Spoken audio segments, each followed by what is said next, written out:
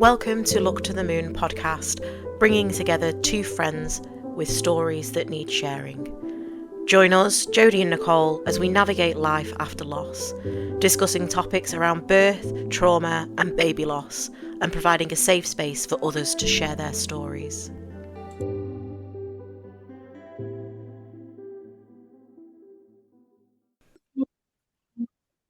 Hi everybody, welcome to episode 16 of Look to the Moon podcast. It's an exciting episode.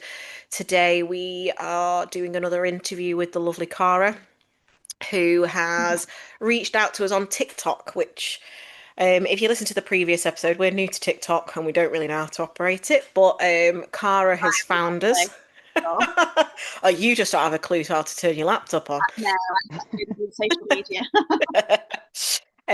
But no, welcome, Cara. Thank you so much for reaching out to us. We really appreciate you reaching out to us and wanting to share your story. So we did a bit of a briefing before we started recording, and this is just your platform, your time to tell us about your story and your beautiful baby boy. So why don't you start off by sort of introducing yourself, where you're from, and what your sort of setup is at home, and then start off at the beginning of your story. So I'm Cara. I live in Bristol. As you can probably tell from the accent. You have got a strong accent. I did think that before. I won't say it. I do a lot of work down in Bristol, to be fair, so I should have known where you were from before we even asked. It always comes across stronger on recordings or when I'm on the telephone. So yeah, I'm from Bristol. I have always worked in care and support, probably since about 2010. And I was managing a supported living project, which housed people that had learning difficulties, mental health, and addiction. So very on the go. Before I found out that I was pregnant, I was overseeing quite a big part of the area. And then a lot of those houses that I looked after had challenging behaviours. So I had to come away from a lot of the houses and just manage this one, which it definitely kept me busy. And I'd literally I'd just been given a different promotion, basically. And then literally within a couple of weeks after, I found out I was pregnant. So I had to tell my managers and stuff that I'd have to do things a little bit differently. And then so October I've got to think what year we're in. October 2023, I found out that I was pregnant. And my partner, is quite funny. We were together when we were younger. So we first met when we were probably about 17. And it was one of those things where we were like on and off. We were young, we were on and off. But he was like always that person that I would go to if I was in trouble or if I needed to talk to somebody. It would always be him that I would go to. And anyway, we split up, went our separate ways. He got married, he had a daughter. I chucked myself into work and made sure I was busy with that. And then what year are we now? 2025. Yeah, I forget, it's gone so quick. So 2022 we met up again, and that was it. Then we kind of got back together, and it was childhood sweethearts. Pretty much, yeah. It was really nice, like with a break in between. Quite a big break. But it was fine. Like we went on, did our own thing, and it was like nothing really. We basically picked up where we'd left off, which was nice, and he knows me so well, so like I didn't have to go down that awkward getting to know somebody stage and kind of going through that. Rubbish. I'd rather just sit in my PJs and stuff my face rather than going out and pretending that you don't eat much and things like that. It's boring. And we're both very much kind of like home people. So we'd rather be at home and quiet Comfy. nights in. And I did all my partying. I've done Yeah. all that. During the break. Can't do it now. Yeah. Yeah. Yeah. And then October 2023, we found out that we were pregnant.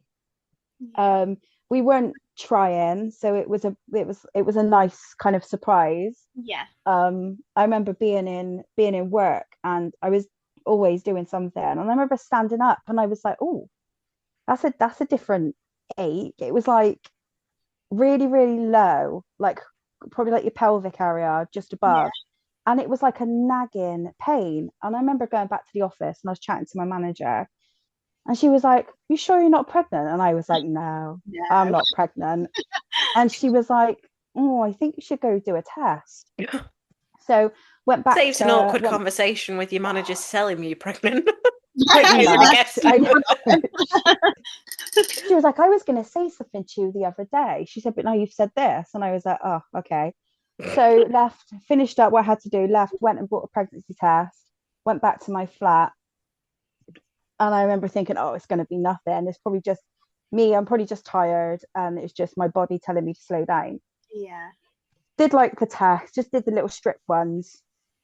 And I was looking at it and I was like, that's quick.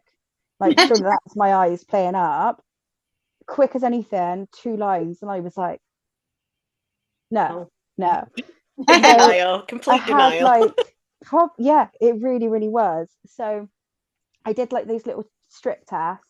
And then I did I think I had like a boots one as well, and I did that one, and pretty much that come up straight away as well.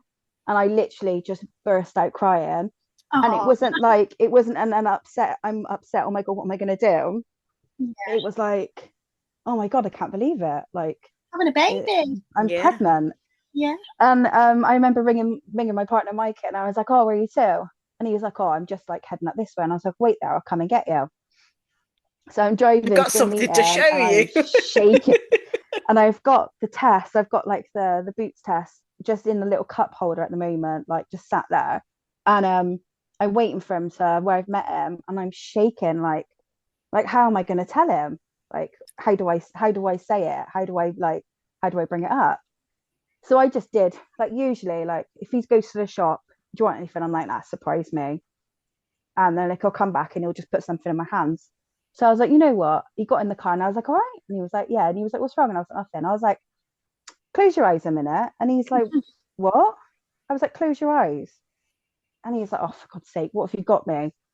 And he put his hands out, and I put it in his hands, and I was like, right, you can open your eyes now. And I was like hiding away. And he was like, are you serious? And I was like, yeah. I was like, that's the fourth one I've done. So then we went straight to the shop to go buy some more because he wanted to kind of be there as well when I did them. So we bought the clear blue, we bought the early response. I hope I you think we drunk must a have lot of bought like liquids to take all of these I pregnancy did, tests. that was literally coffee. That used to all I coffee was all I drink. So yeah, we managed to get some more tests done, and it come up saying 4 to 5, and I was like, okay, like and I just didn't know what to say really. He was like, oh my god, I can't believe like this is happening, this is really exciting. And he kept going to me, are you all right? And I'm like, yeah, yeah. I was like, I just don't know what to do, like It's a don't know bit what to surreal, say. isn't it? Because you're Or just like, what's different to yesterday? But now I know, and it's Yeah. you just don't know. You're just like, is Now this you know actually what the happening? pains are. Yeah. Yeah. and then other than those little niggling pains I was getting, like I had nothing else. Like there was no other symptoms. Like my periods they were probably pretty constant, like, but years ago I went through stages where they were really up and down. So I Mm. could go a good few months without one. Yeah. But these were regular again, and I didn't even pay any attention to it. So then I was trying to work out, and I was like, oh, actually, yeah, that kind of that makes sense. Um, so then it was the whole thing like booking in with the midwife, and then we were telling Like we told like immediate family, and yeah, it was just like I remember ringing, like video calling my mum. I was like, "All right, mum." She was like, "Yeah, yeah, yeah," and I'm like, "Yeah." I was like, "What are you doing?" I was like, "You at home?" She's like, "Yeah." I was like, "Oh, I got something to show you," and I put it up to the screen like that, and she's gone. She was like, "That ain't what I think it is, isn't it?" And I was like, "Yeah, mum." I was like, "You're gonna be a nan," and she's like, "Oh." She's like, "Well, I ain't been called grandma." She was like, "I ain't old enough to be called grandma." I was like, I said, "You're fine, mum." I said, "You'll be like nan or nanny." And then I remember telling my nan and my granddad, because I'm their first grandchild. Um, so this was going to be their first great grandchild. So I could not wait to tell my nan. So I rang my nan up. I was like, "Where's granddad? Where's granddad?" He was like, "He's here." And I was like, "Look." And my granddad's like, "Well, where's my glasses?" kind of thing. And my nan, she was like crying, and my granddad, like, he just was like, "Oh my god, this is exciting." And it was really, really weird because you you obviously, we were happy about being pregnant and what was to come, but it was just telling people, because you're like, "Oh, what are their reactions going to be?" They're going to be happy for you, but like it's still like nerve-wracking telling people. Yeah. And then we told Mikey's mum and dad, and his dad was ecstatic, and they were like, "No, it's going to be team boy," because they've got loads of granddaughters. um I think they've got two grandsons. Yeah, I think Mikey's got two nephews as well. But it would have been like another boy. Like they wanted it. And it was one of those things that I think I always had a feeling that Lochlan was a boy, because I'd always say he or him. I could never get around to saying her. Yeah. And when it come to like picking baby names and stuff, the boy's name was, I had loads of boys' names that I'd like. And then Mikey was like, "But what if it's a girl?" And I'm like, "Oh." Not got an Like, instinct. and the two names that I would have liked for a girl, my little cousin, that's her first and second name. So I was like, "Well, I can't, if it's a girl, I can't call her that." Although she did tell me, it was fine. We can have another Neve, like, it's fine. Um, so yeah, and it kind of went, I remember I downloaded all the apps, like, where the ones they tell you like the size of the baby and like things to do. Mm. Yeah, so And I it compares downloaded it all to the a apps. fruit. I had that one when it Yeah. I says, love "Oh, it's the it. size of a grape," and then goes up to like apple, pear, And banana. I have the one It where was it says like the biscuit size. The Shows how biscuit. different we are, Jodie. I was like, I Fruit and want this biscuit. one where it's like hard boiled sweet, and then went up to like a biscuit and then a chocolate bar. That was my size range. that's cute. It's different because everyone uses like the fruit or something. Yeah. And then like we were going through the different. I remember when we found out he was like the size of a rice, like a grain of rice. And I Yeah. remember thinking, "Oh my god, this is good. He's going to take forever to grow." Yeah. And then it would like change, and it was like a blueberry and then an orange, and then I remember at one point he was the size of a sugar puff. So that's what my nan nicknamed him. He was Sugar Puff for ages. Oh. And I've actually got the folder on my phone with all his photos in, his Sugar Puff. So Oh. that kind of stayed. Um, and then yeah, we like got counting down the weeks, and I think um, when it came to doing like as soon as I could, I wanted to find out the gender. I'm so impatient. I've got no patience whatsoever. Same. So it was literally dead on the day. I was 16 weeks, and I'd booked the appointment for that day. And the name that we originally had, if it was going to be a boy, I really liked Braxton. I was like, you don't really hear it very often. Um, and then it just went with the rest of his name. So anyway, the Monday came and we went for this scan. We went to window to the womb, I think it was, Yeah. for the gender reveal, and led down, and she was like starting off the scan, and she was like, "Oh," she went, "You're having some Braxton Hicks." And I just looked at Mikey and I was like, "Well, if it's a boy, that name's out the window." I was like, you can't use Braxton if it's a boy now. It's gonna have to be something different. She's ruined it now for you.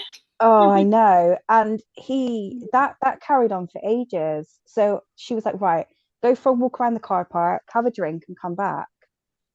And so we did that, and she had me doing star jumps, and so came back in and stuff, and the Braxton Hicks had stopped, which was all right. And she was going through the scans, but it is the most nerve-wracking thing to have to kind of lie there and sit through. Waiting for them to say something, isn't it? Yeah, and because with that one, because the one we had, they do like the is it the anomaly scan? Is that Anomaly. And it? Yeah. Yeah, Or is we it know. anatomy? Yeah, so I Yeah. can't How do you say it? How do you say it? Anomaly. Yeah, you said it right. So she was like going through like the little arms and his legs and stuff, and I remember thinking, oh my God, like this is amazing. Like, because obviously we hadn't had a scan, I think, from the 12-week scan. So like within those weeks, like how much he'd grown, and we paid to have or it wouldn't have been very much of a 3D scan, but we had the 3D scan, or the 4D, yeah, the 3D scan, yeah. So we had that done as well, and with the package, so that was really nice. And then like at the end of it, like she was like, oh, look away now. So like remember Mikey was there and he was peeking, and she was like, I'm not going to do it unless you cover your eyes properly. So we got through that bit, and then it was really well. And she was like, oh, she said, well, obviously I can't tell you what he's going to be because you want to wait. um and then I was like, did she say he? Like, did she just let that slip? And Mikey was like, well, I'm pretty sure she said she earlier on in the scan as well. So I was adamant it was going to be a girl. So we were doing like, we did like a really private gender reveal, just me and him after. And we got like the cannons, and I keep this with I got like his little teddy. So this is his little heartbeat teddy. Oh. And she was like, do you want like the gender one? So obviously he's got like the little blue nose. And I remember after being in the car, and I was like, can we open it? I want to open it. I want to see what it is. And he was like, no. He's like, we need to do the cannons and everything first. And I was like, oh, okay. Um, so we were living in the centre of Bristol at the time, and there's like this really nice like park next to where we were living. So we thought, oh, we'll just do. And then we were trying to figure out, where am I gonna put my phone to record it? So we're both in it at the same time. And he was like, oh no, I'll record it, and you do the canon and I'll record it. And I was like, oh, well, that's not fair. So anyway, turns out his canon didn't work and mine did. So we managed to kind of like, I did mine, and it was like blue confetti. And I was like, oh my God. I was like, I knew it was going to be a boy. I knew it. And then he did his. And he was really excited because that's what he wanted. He's got a daughter already. He just wanted his little boy. So we got that, and then we sent it to everyone, and we were like, oh, right, now we can start like properly planning, because like we know it's a boy. And those weeks went really, really quick. And obviously the next month it was going to be the 20-week scan. So Lochlan, he had a game that he played with the midwives, or when we went to scans, he would run away from the Doppler. He'd let them listen in, like when they used to do his heartbeat, he'd let them listen in for a couple of minutes, and then he'd either hit it or kick it, and you could hear like this big boom, like in the little microphone, and then he'd run away and he'd hide from them. But he was exactly the same in the scans. Oh. So when it came for the 20-week scan, he was like curled up, hands up by his face, knees up by his belly. So she was like, the two important things we need to get, we can't, because of how he's lying. So we had to, she was like, right, what we'll book you back in for a couple of weeks time to finish off the rest of the 20-week scan. And I was like, yeah, that's fine. So we got like the scan pictures and stuff, and thought, oh, well, it's not very long we have to wait. And then the next week was when it all kind of started. So I was, what was I, 21 weeks and 4 days at this point. And I remember waking up and it was like early hours in the morning. It was to go for my like many wees of the night kind of thing. But this time was different, and I like had like a little bleed. So I'd come back in. It wasn't a lot, so I didn't really think like much of it. So I've come back in, sat on the bed. He's fast asleep, and I'm just sat up on the bed for ages. So he's woke up and he's like, "Oh, what's wrong?" And I was like, "Don't panic, because it's only very, very small." I said, "But I've had a little bleed." And he was like, "Okay." He said, "Well, just this was what I think 3 o'clock in the morning." It was like, "Just come back. We'll go back asleep for a bit, and then get up. We'll ring the midwives in the morning, or like if you wake up and it happens again, then obviously we'll go straight to triage." So luckily nothing else happened. But I rang the midwives just to say, obviously this has happened. But at that time, you ring them, you leave a message on the answer machine, and they ring you back. Yeah. But they hadn't rang me back, and then this was like, I think it was like lunchtime. So I ended up ringing the triage at the maternity unit. They asked me a few questions. They said, "Oh, come in." So all I did, I thought, "Oh, all right, it's going to be fine. Like I've not had anything else. We'll just go in. They'll listen in. It's all fine, and we'll be back home."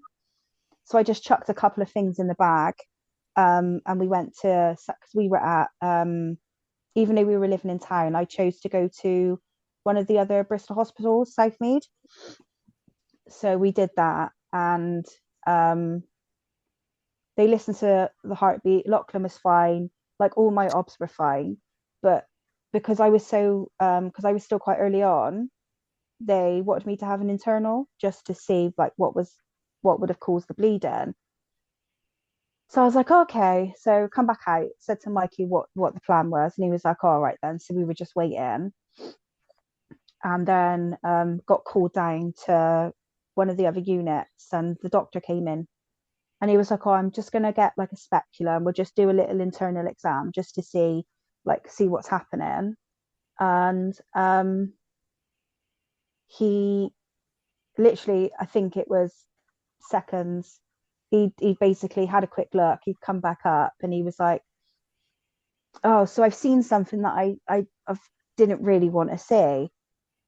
Now in my head, I'm like, "Oh my God, like what is he found something like something concerning like there? Like, is it to do with Lochlan? Is it not to do with Lochlan?" Um, and he was like, "Oh, I can see like the membranes." And I was like, "Oh, okay." And he was like, "Obviously, you're only 21 weeks and 4 days. So if there's like a very high chance that Lochlan's gonna like make his arrival today." And I was like, right, okay. And I didn't really know much. I knew obviously the weaker viability, um, but I didn't really know much about premature babies or what would happen. So he basically sat us down and he said, if he does come today, we can offer you comfort and care. We'll put you in a different, like your private room and stuff. And I felt sorry for anyone else that was in that unit, because I must have screamed so loud, because just I didn't know, like you don't really, you've gone from being okay to then being told that your son's basically going to be coming today, and if he does, there's not going to be anything they can do other than make him comfortable. So our world's just completely crashed. And yeah, so we basically, I had to wait there. They got somebody to come around with a wheelchair, and they were taking us up to um the maternity unit. And basically they said, if you lie on the bed, just make yourself as comfortable as you can. We'll get one of the consultants to come in. And I remember Mikey phoned his mum and dad just to give them an update on what was happening. And I've messaged my manager, because I was quite good friends with her. And I was like, so they've basically said he might come today. And she was like, keep your bloody legs closed. And I was like, trying. I was like, I'm trying. So So just they, to interject, Cara, yeah, with your membranes, did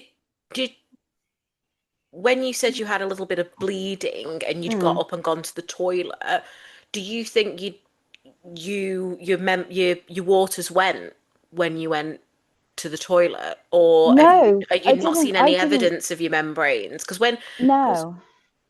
was that the terminology your doctor used when he said, I can see the membranes? Yeah, the Does it membranes mean were that it was bulging, bulging basically. through your cervix? Mm. So Right, okay, the waters are still in the Yeah, membrane sac and it's just coming through yeah. So, your cervix right, is I, open. okay, right, I yeah, understand so now. So yeah, they it was hadn't really, gone, but that's what he could see. I yeah. get So it, I get basically, it. he was basically saying that this is what's going to happen. Right. Because they said I was about 3 to 4 centimeters dilated at that point, Yeah. and other than that tiny little bleed, there was nothing else. Like I thought, but why haven't I felt any? I've not Mm. felt pressure. I've not had any pain. I've not. There's nothing. I've not been unwell. So at that point, they took bloods there and they did swabs, because at this point, because the waters were still intact, Mm. um, and I wasn't in active labor, basically, they wanted to check for the causes of why I was dilated. Hmm. Um, so I had another consultant come in, did another internal exam. They did swabs, they took bloods, so they rushed all that off. Um, and we still didn't really know what was happening at that point. Because and I don't even think I don't know. It's really difficult because with the EMDR therapy that I'm doing at the moment, we are on this part of the traumatic memory. So basically, we're working on this part, Yeah. and like I've said to her, I said there's probably stuff that my brain is blacked out and I can't remember, and or my brain just doesn't want me to remember certain bits. Yeah. Um, but I just remember lying there, and I remember phoning my mum and my nan, and I just didn't know I didn't know what to say to them, like, because basically what was going to happen from what they were telling us is Lochlan was going to be coming that day, and they wouldn't be able to do any interventions because of how early he was. Were you still at the Um, 21-week gestation at this point, Cara? 21 weeks and 4 days I was. So was the hospital Um, in 22 weeks or 24, 27 viability? 22 weeks. So Yeah. Southmead is basically their NICU unit. Yeah. They basically work with, they specialize with premature babies and extreme Yeah. premature babies. So the 11 So to 3 NICU, the highest. yeah, so they would have basically people being transferred from London. There was, when we were there was like ladies from Devon, and they were having to travel to and from, and they have places for them to stay. It was quite a big NICU unit. Um, but yeah, so another consultant had come in, and um, they'd they were basically telling us if we get over the weekend, because on that Monday it would have been 22 weeks. So the goal was to get to Monday, and so like every day. So I was on three 4 hourly observations as well. Yeah. So they were coming around checking that I was okay and checking Lochlan and stuff. And um, so we'd got over. So that was the Friday. So we'd got over the Friday, got to Saturday. All the blood test results come back. No signs of infection from my infection levels on my bloods, and there was no signs of infections from the swabs that they'd done. Mm. So they were basically saying to me, usually there's a reason, usually it's an infection that would cause the cervix to start opening or for the waters to go, which that wasn't the case. Hmm. That's Um, the same for you, Nicole, wasn't it? There Yeah. was no evidence of anything going on that would have caused your waters to break. No. Yeah. It's a very similar situation there. Can Kari, it's was there any medical, and forgive me because I don't know, that's did they do anything medically to try and prevent your water's breaking or for your labour to progress? Because isn't there Um, something they can do to slow it down?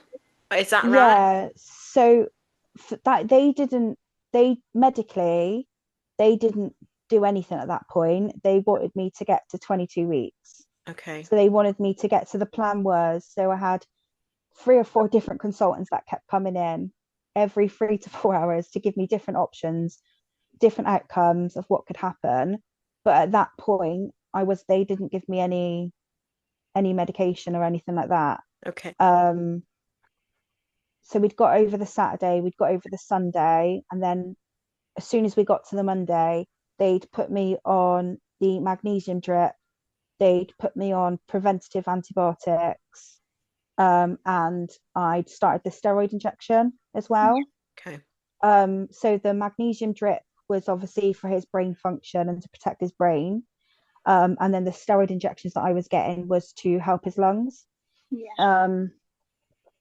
So yeah, I couldn't believe it. We'd got to the Monday. That was probably the most nerve-wracking weekend I think I have ever been through.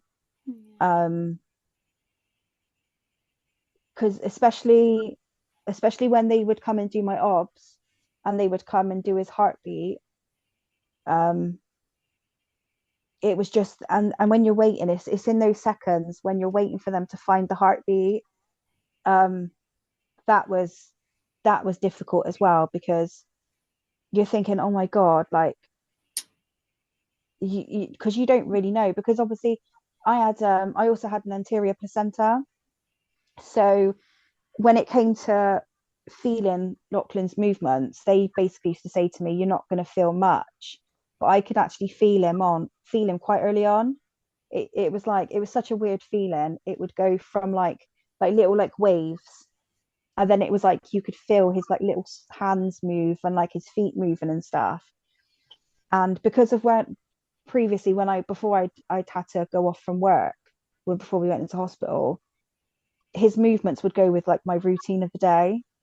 So I used to feel him early in the morning when I'd be getting ready, and then I'd feel him around lunchtime, and then when I'd get home from work in the evening times, he used to be really active. But obviously, me noticing his movements completely changed then when I was in hospital, because I'm doing nothing but bed rest basically. So I could feel him a lot more. So it was really, really strange. Um, but yeah, really, really nerve wracking. Um, but I don't know. Did you have to have like the magnesium drip? Yeah, so I don't know if you know much about my story, but I'm very, very similar to your story. Is my daughter's second? It was my second pregnancy. So first pregnancy, like textbook, nothing dead as a pregnancy you would hope for. No illness, nothing. Everything was fine. Healthy baby girl. Second pregnancy, another girl. Again, was really fat, really well. Had my 12-week scan. Had 20-week scan. Perfect. Carried on as normal. Same as you, I had anterior placenta both times, both pregnancies, so didn't feel much movement, but I knew what was her movements. Like, although it wasn't a massive kick, I knew it. Like you say, you feel waves and flutters and stuff. And the only difference is my waters broke at 21 weeks and 21 day. So my waters broke, so that's why I went into triage, and they confirmed it. But she was still fine, heart rate and everything really good, like yourself. My observations were fine when I first went in. Bloods and everything were normal. I then developed an infection because my membranes had gone. So then I got like an infected womb. So that, similar to you, they expected me to go into labour, as that's the normal way. Your waters break, you go into labour, you have baby. Over the next few days, but like you, I lasted the whole weekend into the like 22-week point. And they were going to send me home and just said, like, this will just be your pregnancy. You've got no waters, but baby's still healthy, still, still got a strong heart rate, and didn't ever develop more waters because my membranes had gone. There was they didn't reseal. So they just said she might be, sure you had all the same conversations, like, if your pregnancy does last, then you might have a deformed baby. They might have X, Y, and Z disabilities, and she might not survive. If she does survive, she might not have a very good life. But we just held on to hope, like you do as any parent would. Like, if they're still fighting, I'm going to still fight. So I got transferred because my local hospital was 27 weeks only. They dealt with premature births from 27 weeks. So I got transferred out to a hospital like an hour and 40 minutes away on my own, just to give her the best chance. So I went to a level 3 NICU like yourself. And they were going to discharge me home because I got to like at 22 weeks, 23 weeks. So she was born 23 weeks exactly. So because we'd got past the viable stage, she was born and she was kicking and making some effort. So that's why they took her to NICU. And very, very similar to you, Luna survived for 8 days and died when she was 8 days old. But because of quite a lot of hospital failings. So they messed up on quite a few things, as well as the prematurity. Obviously, that was still there, but they unfortunately didn't do a great job of looking after her.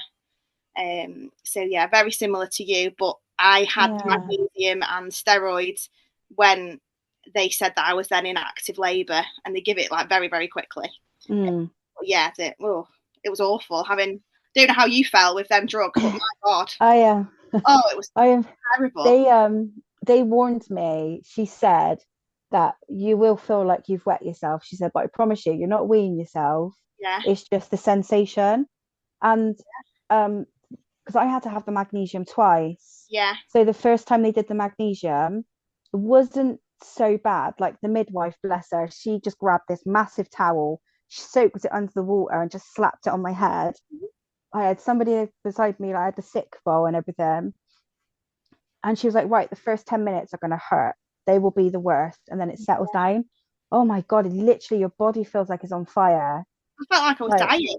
I felt like I went to another world. It was awful. I was like, what is wrong with me? Like, your whole body is like you say, on fire. It was the worst. I was like, get the fans, get the. I don't think you've even talked about this, Nicole, before. It's awful, Jodie, honestly. Oh gosh, yeah. They warn you, but it's just so much worse. They just whack it in as well, and is it instantaneous, or does it take a while to? No, it didn't me, because they give me my second dose as I was literally pushing Luna out.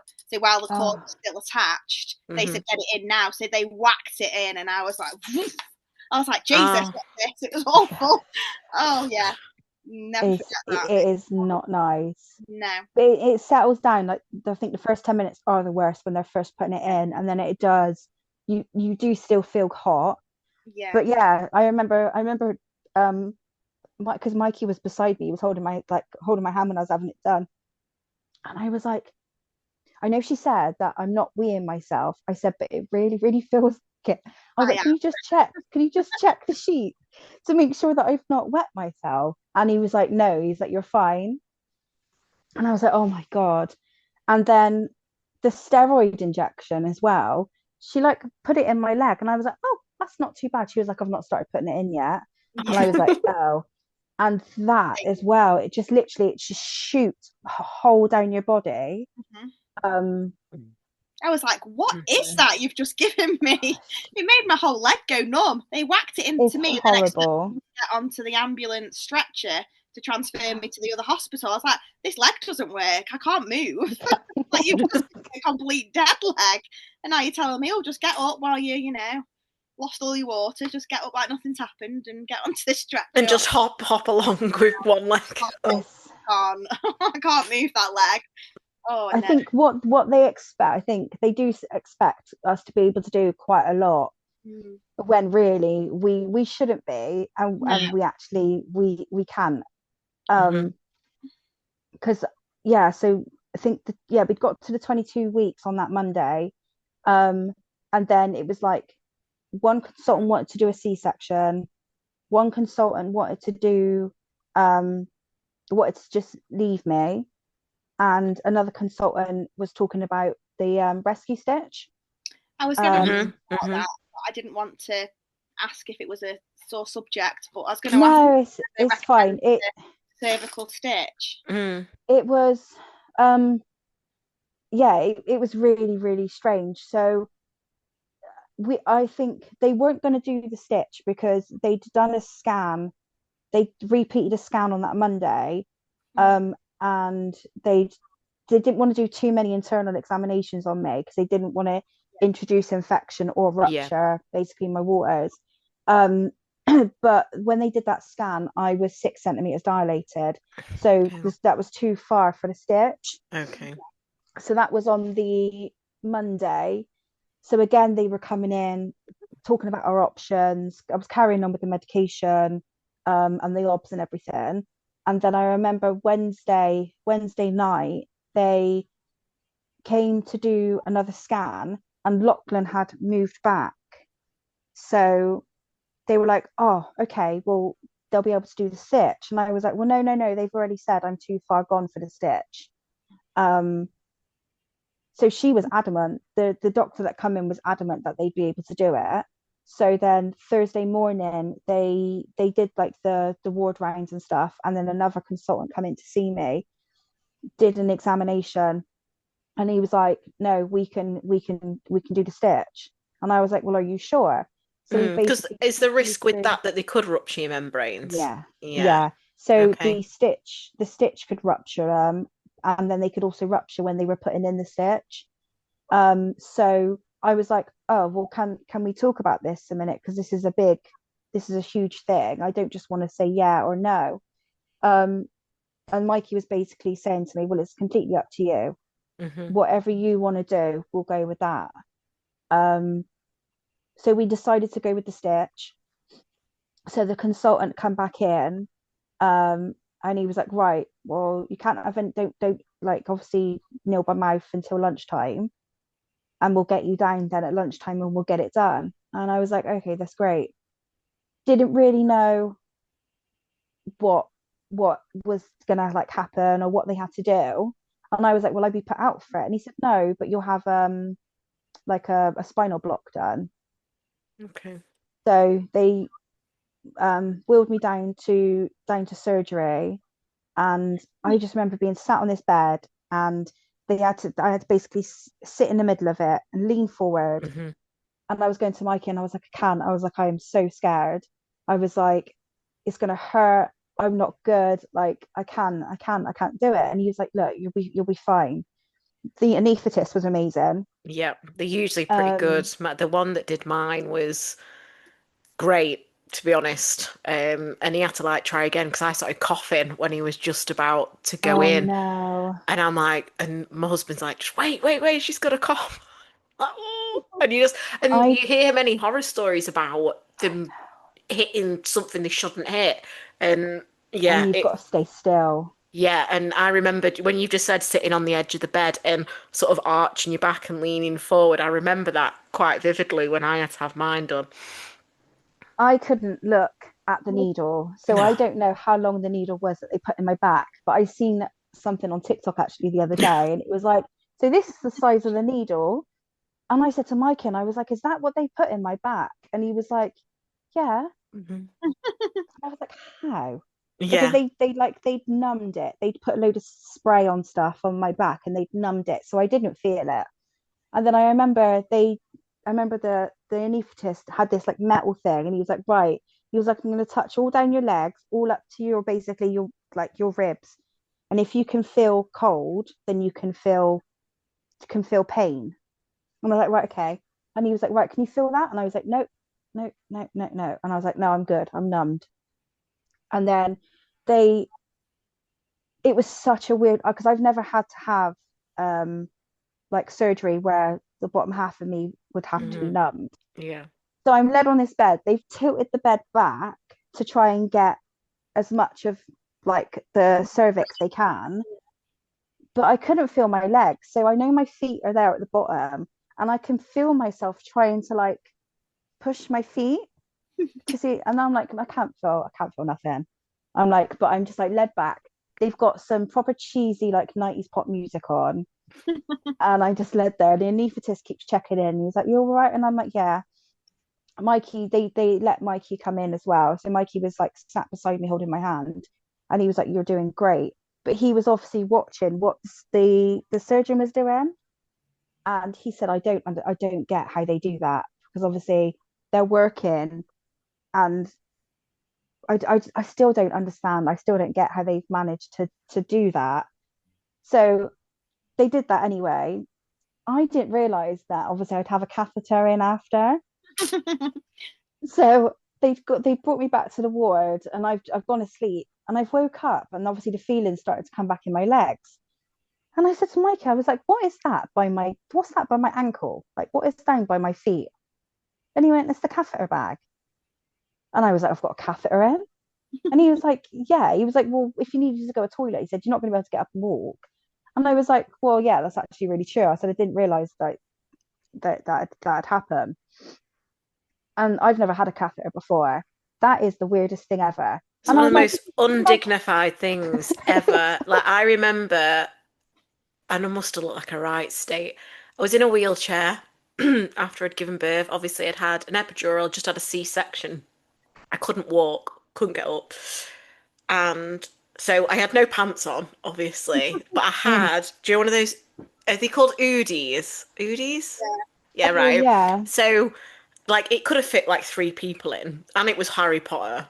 So, Jodie. and my husband was wheeling me in this wheelchair, and I was carrying my catheter bag, and Full I of had your these compression socks on as well, and I just never felt so undignified in my entire life. It was horrible, but it's such a strange feeling having a catheter, and I'd never had one in before I'd had my epidural.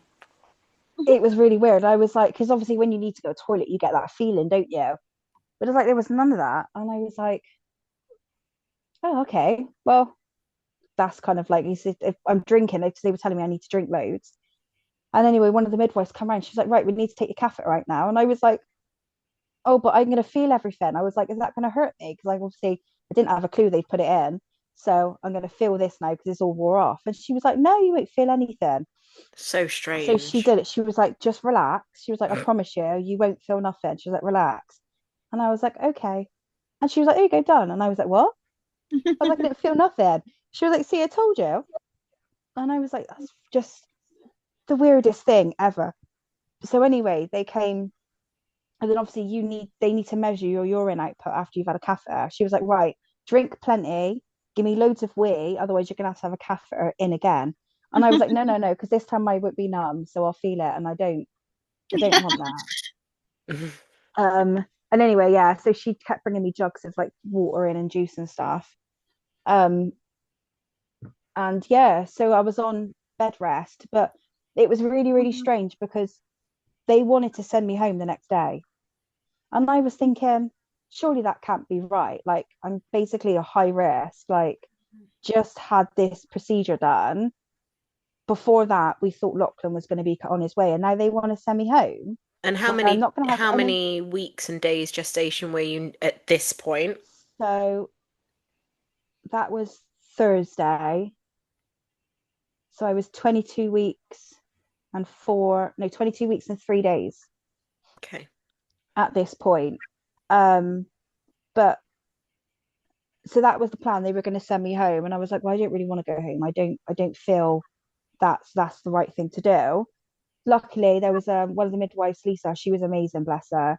She came in and she went, oh, I've just seen you've got an appointment on Monday back at the hospital. So what we'll do, we'll keep you in over the weekend, and then we'll wheel you over for like, because it was the second part of my 20-week scan was Yeah. actually rebooked in for that Monday. So I was like, oh, okay, well that's great. So she was like, right, she'll just rest up and stuff, and then I'll come and get you later, and then we're going to take you to a different ward. Because at that point I was still in the room on my own, and they took me down. They took me down to a different ward, and there was me, and there was like another bed in the room. But I was really worried because when you've got the rooms on your own, you've got like an en suite, so you've literally got to go from the bed to the toilet, and it's not far at all. This point I had to walk down a really long corridor, like when I had to go to the toilet. And I was so nervous because I was so scared that I'd be walking down and something would happen, even though I've got the stitch. So that Yeah. wouldn't have happened. Um, So they were still doing like regular blood tests on me to check my infection markers. I was still on like 3 4 hourly obs, and we'd got so we'd done the Thursday. The Friday I was fine. Saturday I was fine. And I remember Saturday because it snowed, and I remember the midwife coming in to do my obs, and she was like, "Oh, I'm really sorry. Like, it's my hands are cold. Like, it's just come in, and it's snowing outside. It's really like wintry." And I was like, "Snow," and I was like, "Oh," so like got up and had a look and stuff, and then that day was fine, and then Sunday must one of the it was like 6 o'clock in the morning. I think I'd had like one of my obs done, and she took my temperature, and she was like, "Oh, you've got a bit of a rise in your temperature." And I was like, okay. So she gave me paracetamol. And then they wanted some more bloods done. So they did all that. And I think I remember phoning Mikey because he was on his way. And I was like, oh, they've said I've got like a temperature. So they've just given me some tablets to bring it down. And so we'd done that. That had been done. And they'd done the bloods. And anyway, in the afternoon, a different consultant has come through. And so she was talking to me, and she said, "Oh, we've got the results back from your bloods, and your infection markers have risen." And I was thinking, "Oh God, here we go." Um, she was like, "So we're gonna have a meeting. So we're gonna have a meeting, and then we'll basically make up a plan of action of what to do next." So they were doing that. I'd spoken like Mikey was with me at this point now, and they'd come back in and they basically said that they didn't want to leave it any longer, and they would be taking me back to the maternity unit um, to basically cut the stitch and to deliver Lochlan. And I was like, okay. So we went back over, and I think this must have been about 5 o'clock in the evening. And I remember feeling really, really unwell. Um, so the consultant that was on that day had come round. She said, right, what we're going to do, we'll put this plan in. We're going to cut the stitch and we'll deliver Lochlan. The NICU team are going to be on standby. And I was like, right, okay. So at this point, I was 22 weeks and 6 days. Um, so we'd kind of got over that bit anyway. So I was like trying to get myself kind of mentally prepared for what was going to happen next because I didn't know what to expect. Like they can tell you everything as much as they want, but for you to intake all this information and having to deal with everything else, it is a lot. Um, so they'd started me on the magnesium again. This time, obviously, because I've got an infection, I just was so sick with it. Um, and that was literally within the first couple of minutes of them putting it in. I couldn't handle it. I just went so hot, and I was like, I'm going to be sick. So that happened. Um, got myself ready, and then the consultant come in. She's like, right, we're going to cut the stitch. So they've had me back. Mikey's there. The NICU team are there, ready and waiting. Like the little beds all up and running, all heated up. And she said, oh, she went, the stitch has come away. So at some point over the weekend, the stitch had actually come away and had torn my cervix, and that had then led me to get an infection. So I was doing so well. There was no signs of infection. I thought, right, I thought we'd get, I was hoping that we'd have got a couple of more weeks with the stitch in place, a couple of more weeks for kind of Lochlan to grow a bit more. And so yeah, so that was where we were. The stitches come away, and then I can't really remember. The only thing I remember just being on gas and air because obviously everything was happening so quick. They give me the gas and air, so I was on that. And I can't. I think this is just where my brain has blocked a lot of the stuff out. I can't remember a lot of it, but I remember. Can't even remember being in any pain. It was really, really weird. I remember being so emotional and I was crying. And the consultant was like, are you in pain? Is this hurting? And I said, no, I can't feel any pain. I said, it's just so much to process. I said, I don't know what to do. I don't know how to let all this out. So my thing was just, I was just hysterical. Like probably left nail marks in Mikey's hand where I was like squeezing his hand so hard. And then it was 10:42 and Lochlan was here. Um, and this is the bit that we were panicking about because they basically didn't know. They, like you, they told us everything that we need to be aware of. He could have like brain damage, he could have all these different conditions. That we weren't worried about that. We just wanted to know that we just wanted him here safely. Um, so they'd basically prepared us for everything, and we were like, look, I've worked with learning difficulties, I've worked with learning disabilities for many, many years.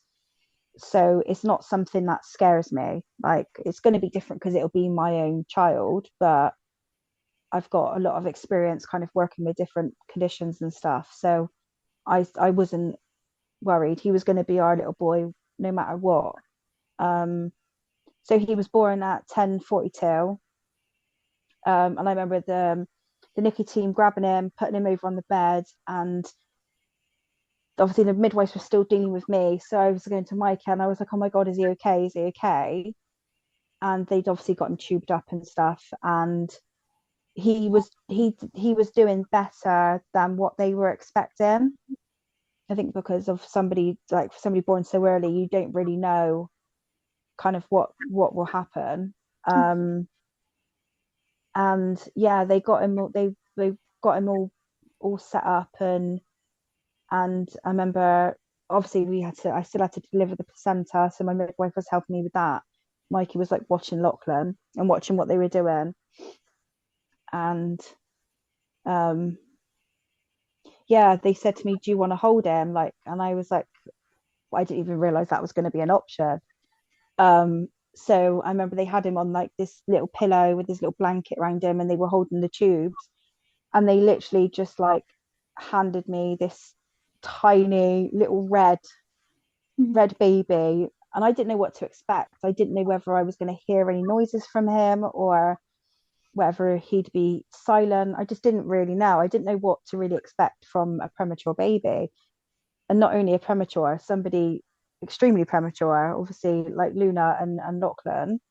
Um, yeah, it was just, and it's just in another world. I remember just looking at him and just literally trying to take everything in just those couple of minutes that I got to hold him, obviously, before they had to put him in the incubator and take him to NICU. And it was just, I didn't know. It was just, I didn't know what to feel. I didn't know what to say.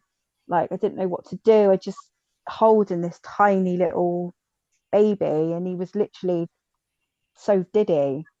How And then much it did was he like, oh weigh my when God. he was born? He was 460 grams. I don't know what that So translates to in terms of just pounds under a and ounces. pound. Just Under a under a pound. pound, yeah. Just under a pound, Oh. yeah. Um, so yeah, it was just such a strange feeling because there's just so much going on, and you don't know what to think or what to do. I didn't know what to say to him. I just remember saying hello. I remember telling him how much I loved him, and did they had to take him. Mikey went down with him, and obviously I was still with the midwives. And yeah, it was just I don't know. I still don't know how to feel about it. But It's a surreal moment, isn't it? Like, because it's meant to be one of the most happiest moments that you experience giving birth to your child, but with all the emotions and everything else that you've had thrown at you at such an early stage, like I I, know. I remember, like you've just said, like I didn't know what to expect when I saw her because I was like, she's 23 weeks, so is she going to look like a baby or? And but no one prepares you for this. Like, I literally had to ask the midwife, what is she going to look like? And I felt so stupid, but I was so scared of visualizing something and then seeing something completely different. She was like, no, she's going to be a fully formed baby, just a very small version. And And that's it's what that they are. Yeah, they're just perfectly formed yeah, tiny little just babies. tiny little version. Yeah, And it was just, yeah, I couldn't believe it. I couldn't believe he was here because, see, obviously Lochlan's my first. So like when you're planning everything, like I didn't even get to the point where I'd had like my birth plan put together. I knew kind of what I wanted. Mm. I wanted to try and do it with just gas and air, which is what I did. But obviously, it's a lot different delivering a baby at like nearly 23 weeks and a full baby at like 40 weeks. Um, but like that gets robbed of you. That whole kind of even the rest of your pregnancy. Yeah. Like there's so much that I wanted to do, we wanted to do, and it just kind of you're not prepared at all. You're just kind of thrown into this massive new world Mm-hmm. of, and it's scary, especially when you're seeing them. Because I remember obviously I'd recovered and stuff, and then I remember going down to see him after, and Mikey had wheeled me down, and I didn't know. Obviously, I'd held him, I'd seen him, but then when you go down to see them in NICU, and they're in this box, they're like in the incubator. They've got all these machines Mm-hmm. doing stuff for them. It it's literally it is your worst kind of nightmare, really. Mm-hmm. Um, because you're trying to think of the word. You're kind of helpless. There is nothing that you Hmm. can do. Like we did everything that we could. We've took all the medication. We tried to prolong the pregnancy as much as we could. Um, and now you're kind of having to trust your baby with these doctors and nurses, and it's just such a worry. Yeah. Um, and I never thought that it would have been me. Hmm. You kind of you don't. I, Um, I think we've all experienced that feeling of sitting by your baby's cot side or incubator and just going, how did we get here? It feels like only days ago everything was fine, everything was normal.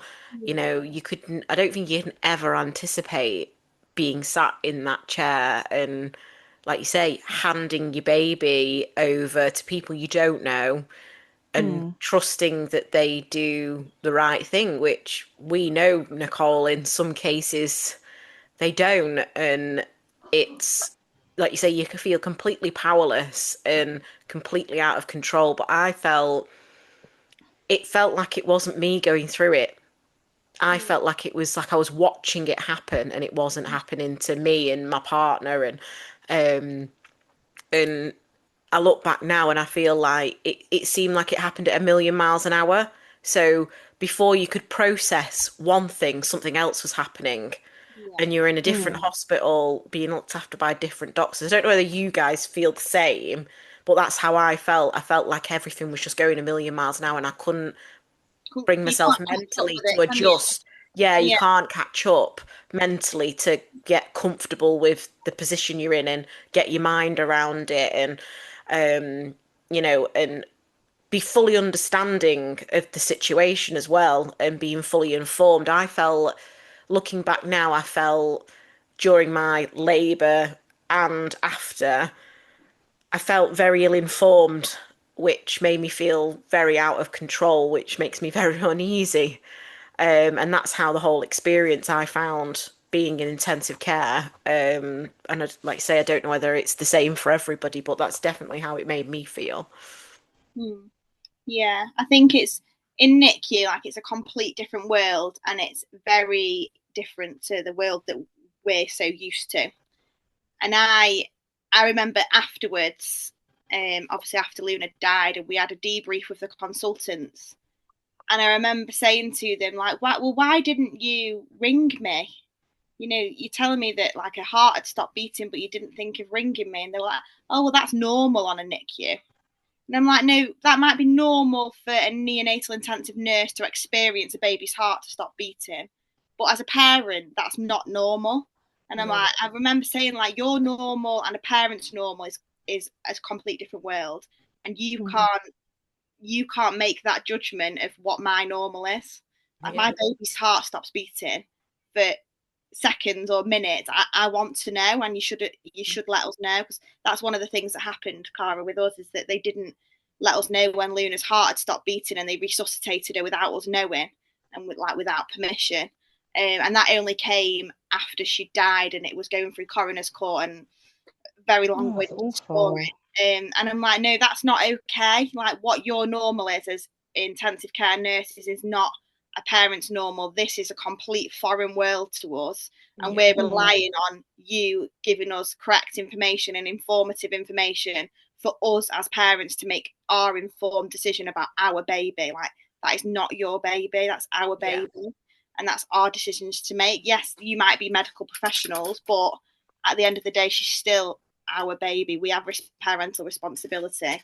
And I just remember, so I'm a ex-nurse, and I was a nurse at the time that my daughter was in intensive care. And when we were doing these debriefs, I was like just strung up on how the NHS should work and how it failed my daughter so bad, to the point that I never went back to working in the NHS, because I didn't want to work for that profession anymore because of what had happened. And I just remember thinking, like, no, like, I'm going to make you feel uncomfortable and make you answer these questions, because you have put us through that, and I don't want you to ever put another parent through that. So, like, I'm going to make you feel uncomfortable, and I'm going to tell you, actually, you really fucked up, and that's not okay. And I just, like, they just think that that's their job. It's every day to them. But for a parent that's just been absolutely thrown into this world of, like, with ourselves, one day we're all okay, having a nice, healthy pregnancy, and the next, bam, you're in intensive care, you've delivered a premature baby, or in Jodie's case, a very poorly baby, and you're just expected to just be like, oh, well, it's your normal, so it's my new normal. And it's just so far from anyone's normal as a parent that, yeah, I remember that being one of the hardest things, is like, you know, you explain, even as like a nurse, I was like, don't tell anyone that I'm a nurse, because I want everything to be explained to me in the most simple terms, because you're using all these big posh neonatal words, and like, people just don't understand that when you're going through the things that we're going through in your mind, and you've just given birth, and your hormones, and you're sleep deprived, and everything else going on. Like, yeah, it's so far from normal reality that we're all used to. Yeah. And we say a lot through the podcast, and it goes from, you know, a layman, a citizen who doesn't have any medical training, right through to people that, you know, are at the top of their game in the medical profession. It's education about dealing with people and emotion. And, you know, when you've just said that, Nicole, like, I'm going to sit here and make you feel uncomfortable because it's, you know, just a grain of salt in comparison to, you know, the pain and the discomfort and the tragedy that, you know, you've gone through. And I remember sitting at my debrief, and the head of midwifery or whatever, who wasn't even employed at that trust at the time of my delivery, said, oh, it was fairly straightforward, your labour. And I'm thinking, don't say that to me. I said, the reason my labour went the way it did, because there was failings in your care, you know, and our care was investigated because my daughter was born not breathing, and they should have intervened, etc., etc. So it was automatically investigated, and there was 12 counts in that report of failings through my care, you know. And I'm thinking, you cannot sit there and say to me that everything was normal when it wasn't, and what happened to my daughter was completely preventable. So, and I made them feel very, very awkward in this meeting. And I'm thinking, no, this is your job to look after women and the babies that are coming to you. It is your duty to look after us. And you just being very blasé about things that do go wrong is not the right attitude. Totally not the right attitude. And I think maybe professionals in that setting, especially in intensive care, like you said, Nicole, they're just numb to it. It's normal for these situations to happen, and it isn't normal for the people that are sitting by those babies' bedsides. It's just not.